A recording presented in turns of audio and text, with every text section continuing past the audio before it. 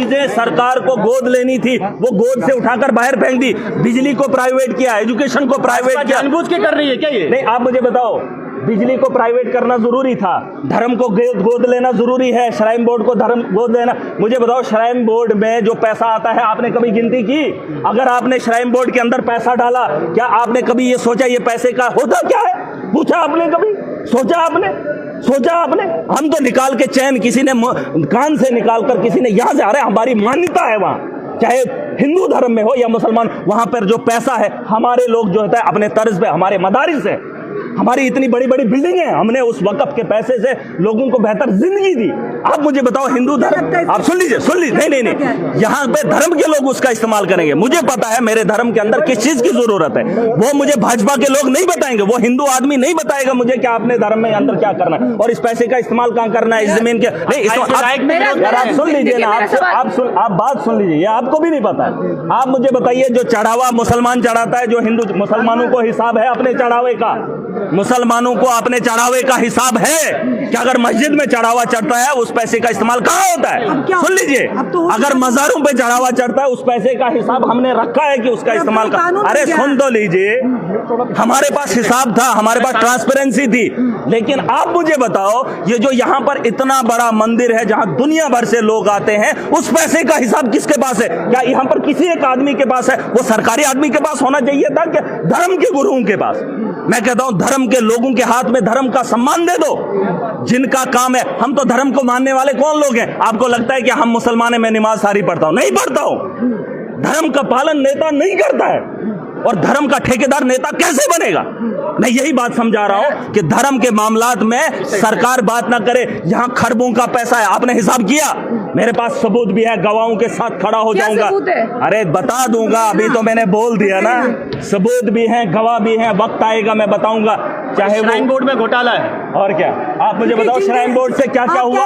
अगर आप उसमें ऑडिट करेंगे, सुने, अगर आप ऑडिट करेंगे, अरे सुन तो लीजिए, अगर आप ऑडिट करेंगे, अपनी एक कमेटी तश्कील देंगे हिंदू धर्म में, अगर आप एक कमेटी तश्कील करेंगे, आप जानने का अधिकार रखेंगे, तो आपको पता चलेगा कि हमारा पैसा कहाँ है और जम्मू कश्मीर के अंदर इतनी बदहाली क्यों है। और धर्म के नाम पे दंगे करवाएंगे, पैसा लूट लेंगे। अरे ये लुटेरे हैं, इनको जहां नकदी मिलता है वहां पूछने वाला कोई नहीं, अटैचियां उठा के लेके निकल रहे हैं। भाजपा के अंदर क्लैप कर रहे थे जब ये मेट है, भाजपा के एमएलए मेट हैं। अगर ये ठेकेदार होते तो मुझे इनका गिला।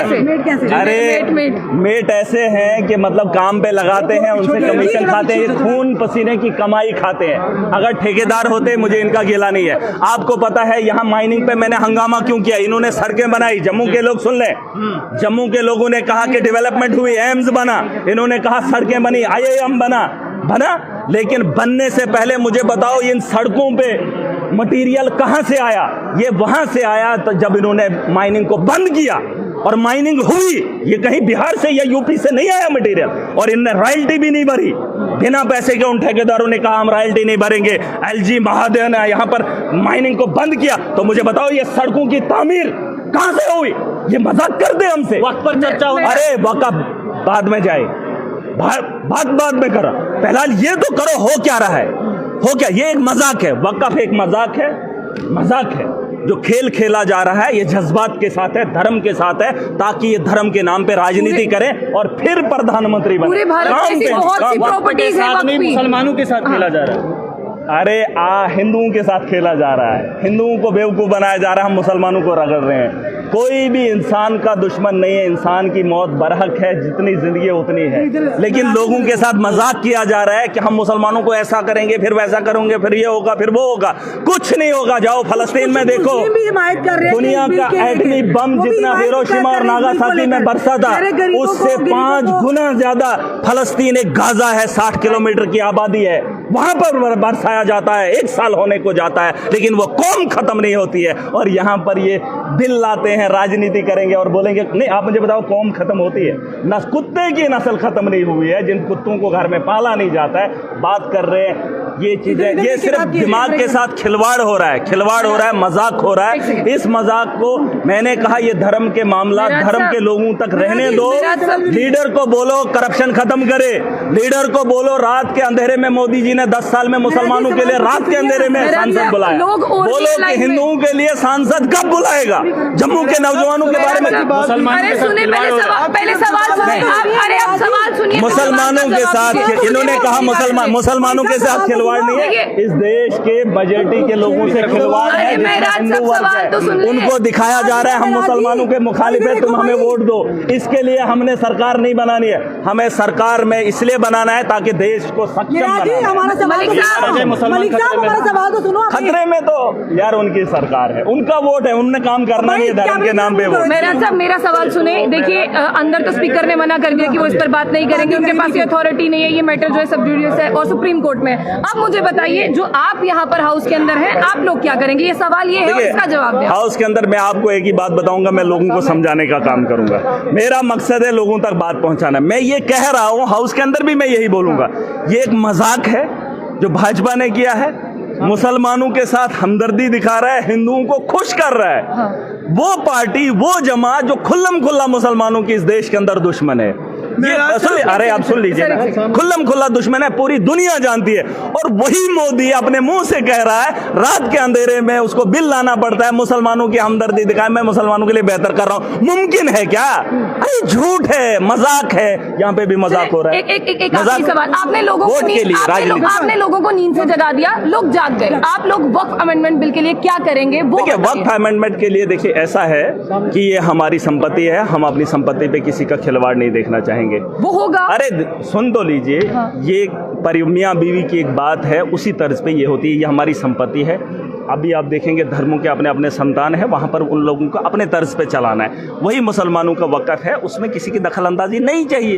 अरे धर्म गुरु देख लेंगे, धर्म के लोग देखेंगे, इसके अलावा भी तो सरकार के पास काम है। बिजली इन्होंने भेज दी, अडानी अंबानी को सारे दे दिए, अरे ये क्यों गोद लेना चाहते? मुझे बताओ, नहीं मुझे एक बात बताओ, अगर प्राइवेटाइजेशन हो ही रहा है तो धर्मों को गवर्नमेंट के साथ क्यों लिया जा रहा है? सवाल ये है। गवर्नमेंट की जो असली चीजें थी वो अडानी को दे दी, जहां से वो रेवेन्यू जनरेट करे। अब यहाँ पर नकदी पैसा आप एक मुसलमान नहीं है, गुलाम अली खटाना भी मुसलमान है। अमेंडमेंट से क्या नुकसान है ये बताइए? देखिए इसमें जो अमेंडमेंट, अरे इन्होंने क्या किया? धांधली की। अब इन्होंने ब्यूरोक्रेसी को उसमें डाला, अपने लोगों को डाला। क्या जरूरत है आपके धर्म में दखल अंदाजी करने की? आप मुझे बताओ।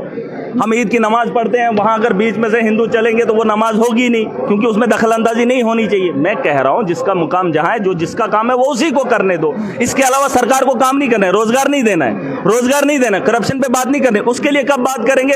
वो जो 2 करोड़ की बात की थी मोदी जी ने 10 साल पहले, उसके लिए कभी दिन के उजाले में भी मौका नहीं मिला। और मुसलमानों की हमदर्दी के लिए रात के अंधेरे में बिल लेकर आएंगे? नहीं। देखिए ये साफ बात है। बताइए अब होगा क्या?